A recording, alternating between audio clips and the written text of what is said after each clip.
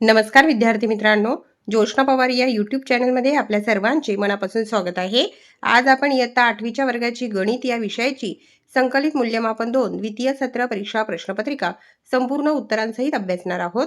तुम्हाला जर 8वीच्या वर्गाच्या इतर विषयांच्या प्रश्नपत्रिका अभ्यासायच्या असतील तर आपल्या डिस्क्रिप्शन बॉक्समध्ये इयत्ता 8वी प्रश्नपत्रिका प्लेलिस्ट देण्यात आलेली आहे. ती प्लेलिस्ट पहा आणि इतर विषयांच्या प्रश्नपत्रिकेचा देखील सराव करा. एकूण 60 गुणांचा पेपर आहे. 50 गुणांची लेखी परीक्षा आणि 10 गुणांची तोंडी परीक्षा. तोंडी परीक्षेवर आधारित प्रश्नपत्रिका.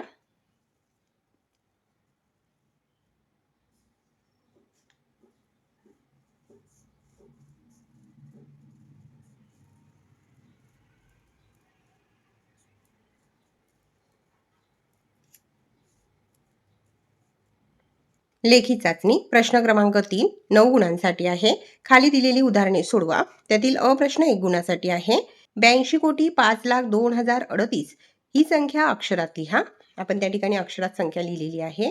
ब प्रश्न 13,80,956 ही संख्या अंकात लिहा. क प्रश्न 43,812 अधिक 19,398 यांची बेरीज येते 63,210. ड प्रश्न एका गावाची लोकसंख्या 17,770 आहे. त्यापैकी फक्त 8,547 लोकांना इंग्रजी लिहिता व वाचता येते, तर किती लोकांना इंग्रजी लिहिता व वाचता येत नाही? त्याचे उत्तर आहे 9,223. एकूण 9,223 लोकांना इंग्रजी लिहिता व वाचता येत नाही. ई प्रश्न एक फळ विक्रेता 32 रुपये डझन याप्रमाणे 2,688 रुपयात किती डझन केळी विकत घेईल? त्या ठिकाणी आपण भागाकार केलेला आहे. भागाकार आलेला आहे 84. तो फळ विक्रेता 84 डझन केळी विकत घेईल. फ प्रश्न 1 गुणासाठी आहे. सहलीसाठी एका विद्यार्थ्याला 1,240 रुपये खर्च येतो, तर 138 विद्यार्थ्यांसाठी एकूण किती खर्च येईल? एकावरून अनेकाची किंमत काढायची असेल तर गुणाकार करायचा आहे आणि उत्तर आलेले आहे 138 विद्यार्थ्यांसाठी एकूण खर्च 1,71,120 रुपये येईल. ग प्रश्न 28 वजा ऋण 92 त्याचे उत्तर आलेले आहे 120. ह प्रश्न 3/14 वजा 1/7 उत्तर आले आहे 1/14. ज प्रश्न दशांश अपूर्णांकांचे रूपांतर व्यवहारी अपूर्णांकात करा. 12/10 त्याचे उत्तर आलेले आहे 1.2. प्रश्न चौथा 7 गुणांसाठी आहे.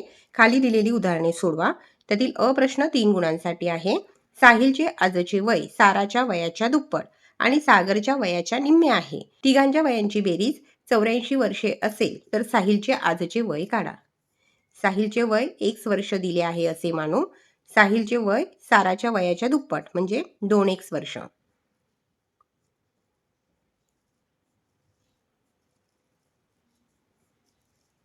आणि साहिलचे आजचे वय आलेले आहे 24 वर्ष.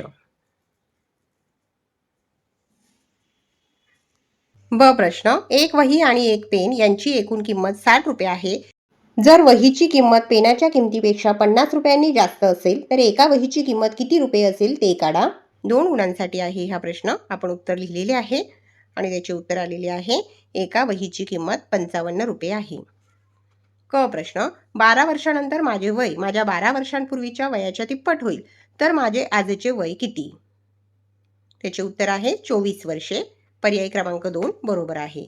जे योग्य उत्तर आहे त्या उत्तराचा पर्याय क्रमांक आपल्याला चौकटीत लिहायचा आहे. ड प्रश्न शिक्षकांनी बालदिनासाठी वर्गात वाटण्यासाठी 91 वह्या आणल्या. प्रत्येक विद्यार्थ्याला 2 वह्या दिल्या. नंतर त्यांच्याकडे 7 वह्या शिल्लक राहिल्या. तर वर्गात एकूण किती विद्यार्थी असतील? 42 विद्यार्थी. पर्याय क्रमांक 3 बरोबर आहे.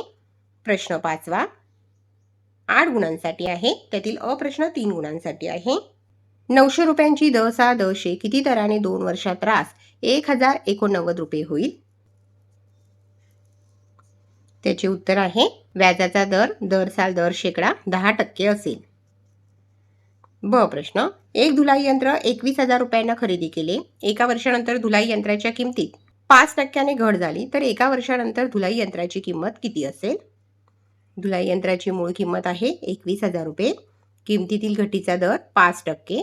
कालावधी आहे 1 वर्ष. आणि उत्तर आलेले आहे, एका वर्षानंतर धुलाई यंत्राची किंमत 19,950 असेल. क प्रश्न, एका रकमेचे पहिल्या व दुसऱ्या वर्षाचे चक्रवाढ व्याज अनुक्रमे 20 रुपये व 23 रुपये आहे, तर व्याजाचा द दर किती? 3 गुणांसाठी आहे हा प्रश्न. त्याचे उत्तर आहे, व्याजाचा द 15% आहे. प्रश्न क्रमांक 6, खाली दिलेली उदाहरणे सोडवा. 3 गुणांसाठी आहे. त्यातील अ प्रश्न, दिलेल्या आकृतीत काही मापे दर्शवली आहेत, त्यावरून चौकोन ABCDचे क्षेत्रफळ काढा. उत्तर आहे, चौकोन ABCDचे एकूण क्षेत्रफळ 570 चौरस मीटर आहे.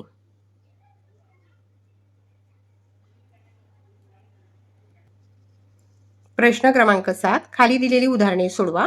प्रश्न 7वा 3 गुणांसाठी आहे. त्यातील अ प्रश्न, एका इष्टिका चितीचे घनफळ 275 घ सेमी असून त्याच्या तळाचे क्षेत्रफळ 25 चौसेमी असल्यास त्या इष्टिका चितीची उंची किती असेल? उत्तर आहे 11 सेमी. पर्याय क्रमांक 3 बरोबर आहे.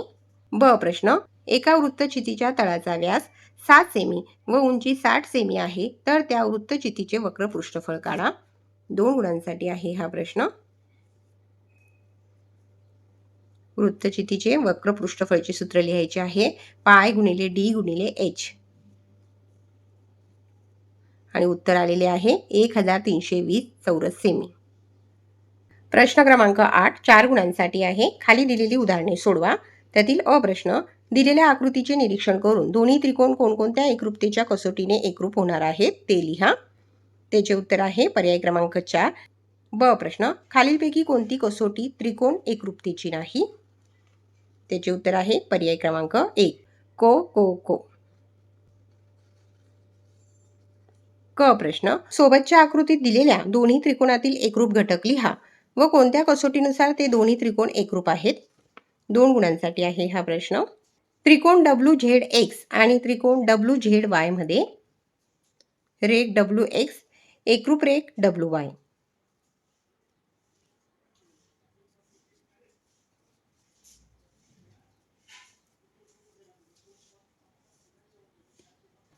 प्रश्न क्रमांक 9, 7 गुणांसाठी आहे. खाली दिलेली उदाहरणे सोडवा. त्यातील अ प्रश्न 3 गुणांसाठी आहे.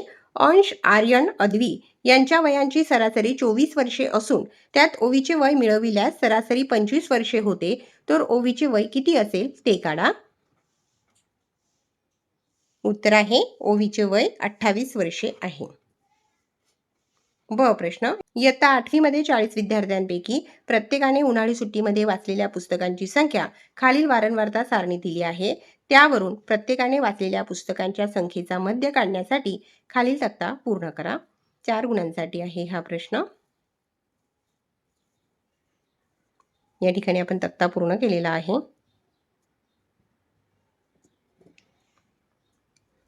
प्रश्न क्रमांक 10, 6 गुणांसाठी आहे. खाली दिलेली उदाहरणे सोडवा. अ प्रश्न, दिलेल्या बहुपदीची कोटी किती आहे ते लिहायचे आहे. दिलेल्या बहुपदीची कोटी 4 आहे. ब प्रश्न, भागाकार करा. भागाकार व बाकी लिहा. 2 गुणांसाठी आहे. भागाकार आहे 5m घन वजा 3m, बाकी आहे 0. दुसरा प्रश्न 3 गुणांसाठी आहे. या ठिकाणी देखील भागाकार करायचा आहे आणि भागाकार आलेला आहे y वर्ग वजा 6y अधिक 36 आणि बाकी आहे 0. प्रश्न क्रमांक 11, 3 गुणांसाठी आहे. खाली दिलेले उदाहरण सोडवा. एका वर्तुळाचे केंद्र C असून त्याची त्रिज्या 10 सेमी आहे. त्या वर्तुळाच्या एका जीवेची लांबी 12 सेमी असेल, तर ती जीवा केंद्रापासून किती अंतरावर असेल? वर्तुळाची त्रिज्या 10 सेमी आहे, जीवेची लांबी 12 सेमी आणि पाया जीवेच्या लांबीच्या निम्मे 6 सेमी. उत्तर आलेले आहे, ती जीवा केंद्रापासून 8 सेमी अंतरावर असेल. विद्यार्थी मित्रांनो, या ठिकाणी आपण इयत्ता 8वीच्या वर्गाची गणित या विषयाची संकलित मूल्यमापन 2 द्वितीय सत्र परीक्षा प्रश्नपत्रिका संपूर्ण उत्तरांसहित अभ्यासली. व्हिडिओ आवडल्यास व्हिडिओला लाईक करा आणि चॅनलला सबस्क्राईब करून ठेवा, जेणेकरून या पुढचे जे नवनवीन शैक्षणिक व्हिडिओ मी यूट्यूबवर टाकेन त्याचे नोटिफिकेशन अगोदर तुमच्यापर्यंत पोहोचेल.